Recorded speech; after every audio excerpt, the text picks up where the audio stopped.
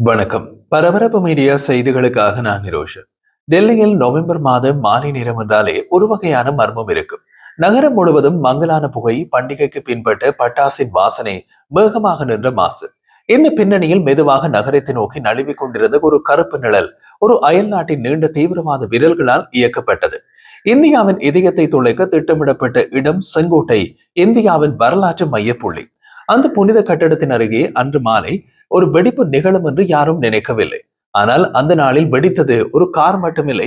இந்திய பாதுகாப்பு அமைப்புகள் பல ஆண்டுகளாக தடுப்பு பணி செய்து வந்து ஒரு மறைமுக போர் வெளிச்சத்திற்கும் வெடித்தது. இந்த விசாரணை இன்று நாம் பார்க்கும் ஒரு சாதாரண கார் வெடிப்பு அல்ல. இது மிகப்பெரிய தீவிரவாத அமைப்புகள், அயல்நாட்டின் உளவுத்துறைகள், எல்லை கடந்த ஆள் சேர்ப்பு வலையமைப்புகள், பல மாதங்களாக சேகரிக்கப்பட்ட வெடிப்பு சாமான்கள், நகரத்தின் மையத்தில் ஒத்திசைவு செய்யப்பட்ட தொடர் தாக்குதல்கள், இவை அனைத்தும் இணைந்த ஒரு அரக்க திட்டம்.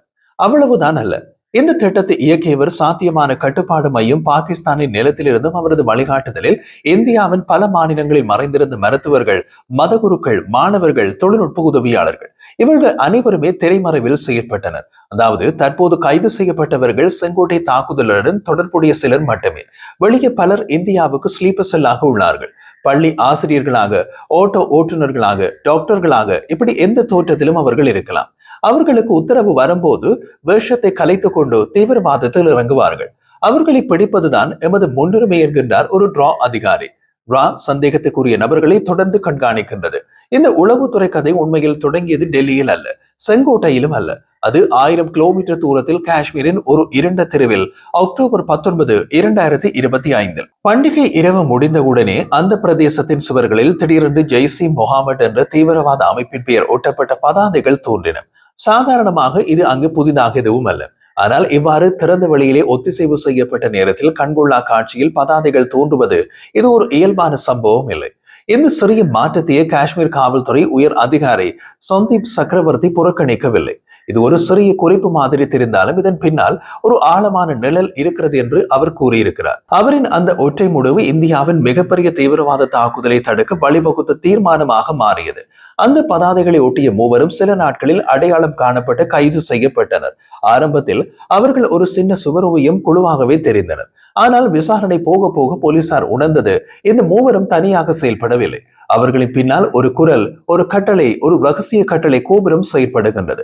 அவர்களின் தொலைபேசிகளில் இருந்து கண்டுபிடிக்கப்பட்ட குறியாக்கப்பட்ட தகவல்கள், மறைக்கப்பட்ட டெலிகிராம் சேனல்கள், தெரியாத குரல்கள், இவை அனைத்தையும் இணைத்து பாருங்கள். இது நிச்சயமாக ஒரு இந்திய உள்நாட்டு பிரச்சனை அல்ல. இது நேரடியாக பாகிஸ்தானில் இருந்தே வழிநடத்தப்படும் ஒரு திட்டம். அவர்களை விசாரித்ததில் முதலில் வெளிச்சத்திற்கு வந்த பெயர் மௌலவி இர்ஃபான். ஷோபியான் பகுதியை சேர்ந்த ஒரு மதகுரு. அவர் சாதாரண மத போதகர் அல்ல. பல ஆண்டுகளாக இளம் ஆண்கள், மாணவர்கள், மருத்துவர்கள், தொழில்நுட்ப குழுக்கள் இவர்கள் மீது மனநிலை மாற்றம் ஏற்படுத்தி தீவிரவாத சிந்தனையை ஊட்டி வளர்த்தவர். ஆரம்பத்தில் அவர் எந்த தகவலையும் வெளியிடவில்லை. ஆனால் அவரது பழைய தொலைபேசி ஒன்று போலீசாருக்கு கிடைத்தது. அதில் இருந்த குறியாக்கப்பட்ட தகவல்கள். இதுதான் கதையின் முதல் உண்மையான குண்டு. அந்த குறியாக்கப்பட்ட சேனலின் மறுபுறத்தில் இருந்த பெயர் உமர் பின் கத்தாப். இது ஒரு சாதாரண தீவிரவாதியின் பெயர் அல்ல. பாகிஸ்தானில் இருந்து செயற்படும் ஜெய்சி முகமது அமைப்பின் முக்கிய முன்னணி தலைவர். இதன் மூலம் இந்திய அதிகாரிகள் புரிந்து கொண்டது இந்த ஒரு பகுதி சம்பவம் கிடையாது. இது ஒரு தேசிய அளவிலான தாக்குதலுக்கான கட்டளை கட்டமைப்பு. ஆனால் அதன் பின்பு வெளிச்சத்திற்கு வந்த தகவல் இந்த விசாரணையை தலைகளாக மாற்றியது. இர்பானின் உதவியாளர் ஜமீர் அஹ்மத் கடைசியில் உடைந்த உண்மையை சொன்னார். அவர் கூறியது ஒரு எச்சரிக்கை மணி. சார், இதில் ஒரு டாக்டர் இருக்கின்றார். அவர் கையில் நான் கண்ணால் பார்த்தது ஒரு AK-47. டாக்டர், திகைத்து போனது இந்திய உளவுத்துறை. டாக்டர் கையில் ஒரு AK-47 இயந்திர துப்பாக்கி. 1000 வேடங்களில் மறைந்து செயற்படும் தீவிரவாதத்தின் மிகவும் அபாயகரமான முகம் இதுதான். முழு சமூகமும் நம்பிக்கை பெற்ற ஒரு தொழிலை தேர்ந்தெடுத்து அதையே மறைவிடமாக பயன்படுத்துவது. உளவுத்துறை அவரை கண்டுபிடித்தது. அந்த டாக்டரின் பெயர் டாக்டர் முஜம்பில் சஹில். புல்வாமா மாநிலத்தை சேர்ந்தவர். ஆனால் அவர் பல மாதங்களுக்கு முன்பே காஷ்மீரை விட்டு வெளியேறி இருந்தார். அவர் எங்கே தேடியது உளவுத்துறை. அவர் இருந்தது டெல்லியில் இருந்து சில கிலோமீட்டர்கள் தொலைவில் இருக்கும் அல்பலாக் பல்கலைக்கழகம், ஃபரிதாபாத். இந்த அல்பலாக் பல்கலைக்கழகம் இந்தியாவின் மிகப்பெரிய தீவிரவாத தாக்குதலுக்கான அரங்கமாக மாறப்போகிறது என்பதை அந்த நேரத்தில் யாரும் உணரவில்லை. இப்போது இந்த பழைய விஷயம் தெரிய வந்த உடனேயே இந்தியாவின் முக்கிய உளவுத்துறை அமைப்புகள் அனைத்தும் ஒன்றாக இணைந்தன. காஷ்மீர் காவல்துறை, ஹரியானா போலீஸ், உத்தரப்பிரதேசம், டெல்லி நிபுணர் அதிகாரிகள், மைய உளவுத்துறை அமைப்பு, ராணுவ தரப்பு தகவல் பிரிவுகள், எல்லோருமே ஒரு வலையமைப்பு சுற்றி பிடிக்க தொடங்கினார்கள். ஏனென்றால் அவர்கள் உணர்ந்தது இது ஒரு தாக்குதல் முயற்சி மட்டுமில்லை, இது இந்தியாவின் பல நகரங்கள் முழுவதையும் ஒரே நேரத்தில் எரிக்க நினைத்த ஒரு திட்டம். அந்த மருத்துவர்களின் வலையமைப்பு ஃபரீதாபாத் பாதுகாப்பு குறைந்த பகுதி, டெல்லிக்கு மிக அருகில் இருக்கும் மெயின் சாலைகள், அங்கு கிடைக்கக்கூடிய மறைமுக குடியிருப்புகள், இது அனைத்தையும் பயன்படுத்தி பல ஆண்டுகளாக மெல்ல உருவாக்கப்பட்ட ஒரு ரகசிய மறைவிட தரைத்தளம். ஆனால் இன்னமும் பெரிய அதிர்ச்சி, இந்த வலையமைப்பில் மருத்துவர்கள் இருவர் மட்டுமல்ல, மூவர். ஒருவர் தான் அந்த குழுவின் மூளை பகுதி. ஆனால் நான்காவது ஒருவரும் இருக்கிறார். அவர்தான் டாக்டர் உமர். இந்த மேடை தயார். கதையின் இரண்டாம் பாகத்தில் இந்த மூளை பகுதி எப்படி டெல்லியை அதிர வைக்கும் 2900 கிலோ வெடிப்பொருட்களை தயார் செய்தது, எப்படி நகரத்தை பல புள்ளிகளில் வெடிக்க திட்டமிட்டது, எப்படி செங்கோட்டை வெடிப்பு அந்த திட்டத்தின் ஒரு முன்னோடி தாக்குதல் ஆனது என்பதை முழுமையாக பார்ப்போம். 2900 கிலோ வெடிப்பொருட்கள், இந்த அளவு வெடிப்பொருட்கள் என்பது ஒரு சாதாரண தீவிரவாத தாக்குதல் அளவு இல்லை. இது ஒரு போர் மட்டத்திற்குரிய சேகரிப்பு. இதை கையில் வைத்தவர் சில சுட்டரிக்க மனநிலை கொண்ட இளைஞர்கள் அல்ல. திட்டமிட்டு கணக்கிட்டு பல வருடங்களாக பொறுமையாக வெடிப்பொருட்களை சேமித்து வந்த அண்டை நாட்டின் கட்டளை தளத்தின் கீழ் இயங்கிய மருத்துவர்கள். டாக்டர் முஜம்பில் சஹில், டாக்டர் உமர் மற்றும் மற்றொரு புல்வாமா மருத்துவர், இந்த மூவரும் ஃபரீதாபாத் நகரில் தங்கியிருந்ததை பார்த்த போது முதலில் அது கொஞ்சம் ஆச்சரியம் போல தெரிந்தது. அங்கு ஒரு தனியார் பல்கலைக்கழகம், அங்கு மதகுருக்கள் நடத்தும் மாணவர் விடுதிகள், தொழில்நுட்ப ஆய்வகங்கள், இவை அனைத்தும் இருப்பதால் இந்த நகரம் இயல்பாகவே ஒரு பாதுகாப்பு துறை கவனத்தில் இராத பகுதி. இதுதான் தீவிரவாதம் வெற்றிகரமாக செயல்பட வேண்டிய சரியான இடம்.